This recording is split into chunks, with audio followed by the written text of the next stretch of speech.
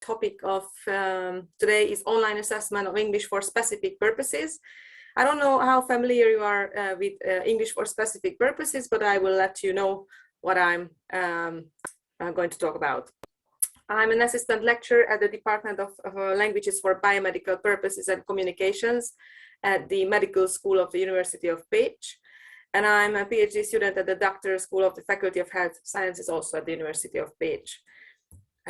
So let's just take a look at what I'm going to talk about today. I will give you a short introduction of ESP, as English for Specific Purposes Assessment. And then I will let you know about some information, some data and aspects of my research.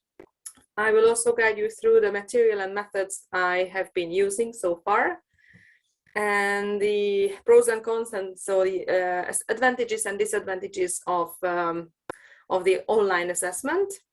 And then I will also talk about the technology and project stages so far. And then in the end, I will tell you some of the results and conclusion I have come so far of my research. So first of all, ESP and online in traditional use, English as for specific purposes. For example, for me, I'm talking about English for specific purposes as in its medical use. But obviously, ESP as terminology exists in a wide range of fields, technology, finance, whatever, you name it. But here I'm testing the medical use of ESP. And one of the big questions, or the main questions, is whether it's different to assess English in its traditional use and English as in specific purposes use. And also the other question is whether ESP just stands for whether we can name English for specific purposes as a set of specific set of vocabulary, here in my case in medical set of vocabulary, or a special kind of communication skills you have to have, or rather both or none. Okay, so the difference is among or in between evaluating ESP and English and its traditional use. It's one of the big questions.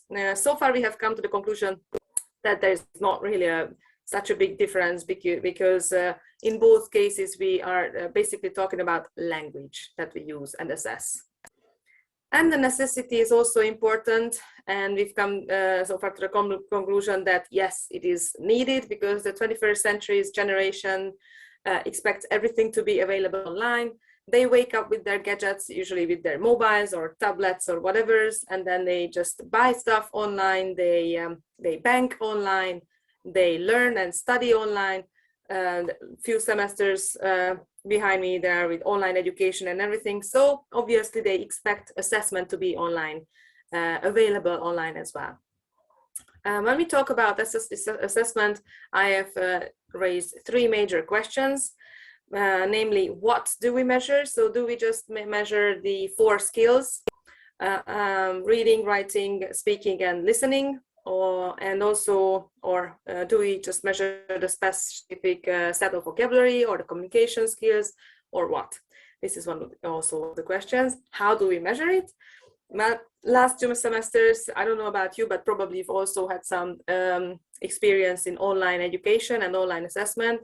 So previously we did it in person, and now we've also experienced the online way of assessment.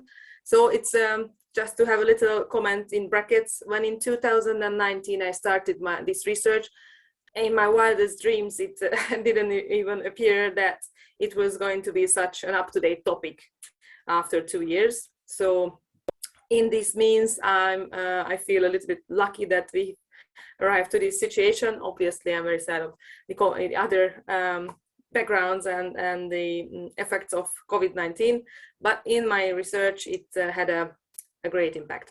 So how do we measure it? In person or online, and with all the 4 skills or just few of them? We'll see. And why do we measure it? Sometimes it's also, there are students who really don't like assessing, and they don't like tests, they just fear it, they have they just don't feel good about assessment. Some other students really like assessment because they say that they get a good feedback on their knowledge. And also for us teachers, we also get a good feedback on how well we could share our knowledge with the students. And the other reason is like official reasons that we do have to have assessments, and that's it. Okay, I'm just going to quickly go through the aspects of my research. So I'm taking a look at different online and offline tasks. The abilities or skills, we are taking a look at the context. Now, in my case, it's medical context, the discourse, it's in connection with the competencies, like the 4 skills. Validity is one of the key points, whether we can guarantee, for example, at an online exam, that the student doesn't use any other well, aids, so to say, when he or she is taking the exam, and whether when he or she is doing a written online exam doesn't use any, I don't know, translation softwares or whatever. So validity is a key point, and it is the hardest point as well. Technology is in strong connection or close connection with validity.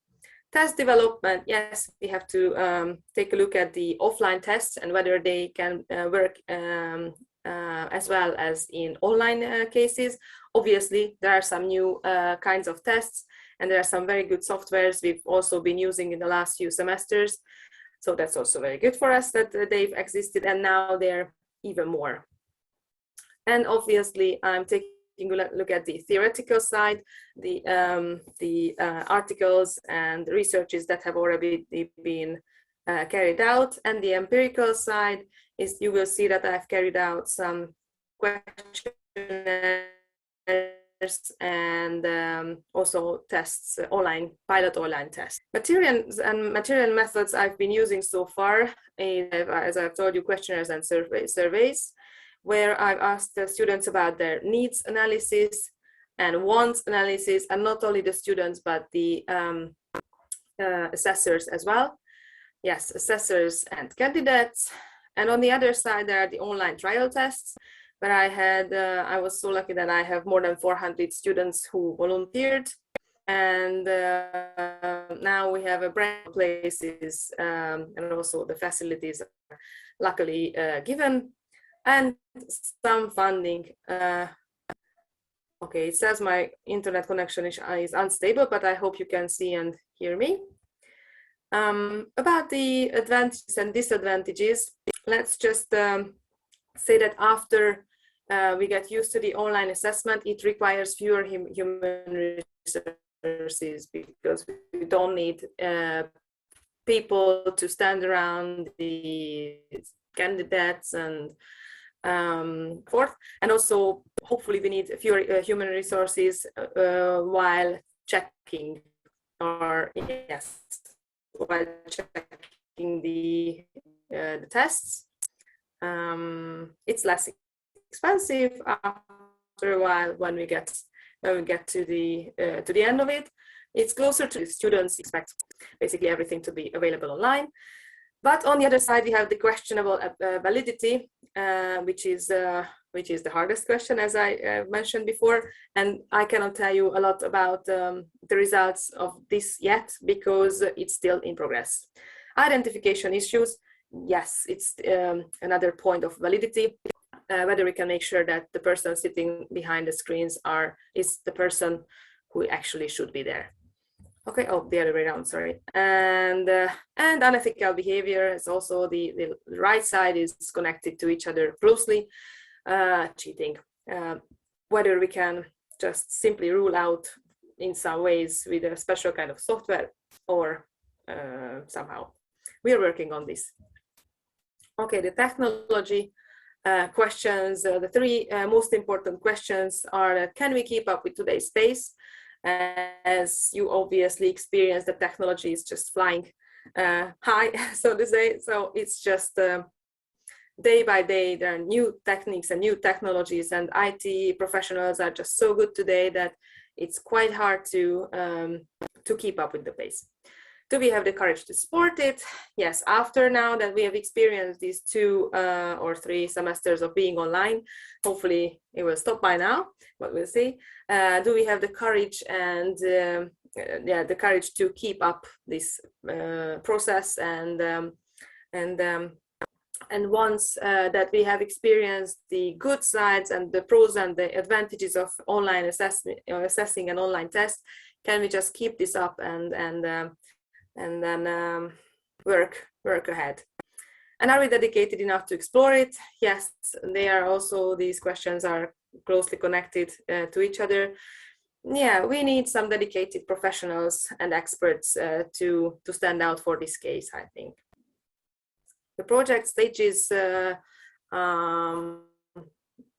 I named them, the first one is we need some language experts, teachers, professionals to carry out and to develop the suitable tasks, and also the data storage on the IT side. And then when they are done, then we need software-based tests and also assessing softwares with hopefully artificial intelligence to make the assessing even easier. And then the next the third step is to make it happen. Some of the results and conclusion I'd like to share with you. I've had 429 students of the medical school of the University of Pécs to answer my questionnaires. And it's an incredible number. The answers are from 31 nationalities, which makes this research not only well, technologically interesting, but also intercultural.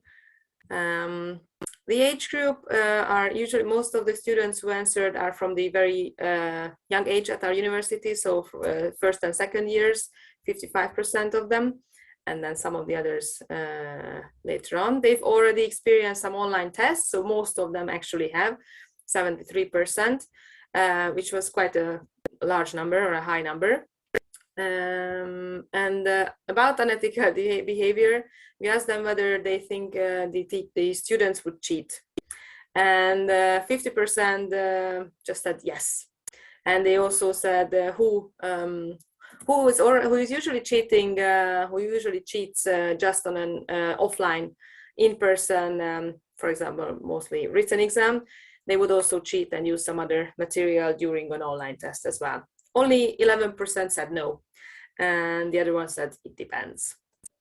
There are some other results, but due to the shortness of time, these are the most important ones, or the general ones I'm just sharing with you today. And of course, the conclusion is that online tests do have rationale, place, and future, not only present. So hopefully we can still work on some of the process and then come up with something really good.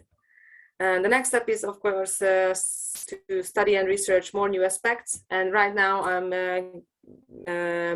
carrying out, as we speak, a new questionnaire of almost about the same students, asking them almost the same questions after 2.5 semesters of being online, and how their attitudes and how their attitudes change towards online tests. So some more new aspects and experience, yes, after the situation of the global pandemic, and then we'll see how we can go on. I'd like to finish my presentation with a Chinese proverb saying that to learn a new language is to have one more window from which to look at the world, which I think we all experience. Thank you for your attention, and if you have any questions,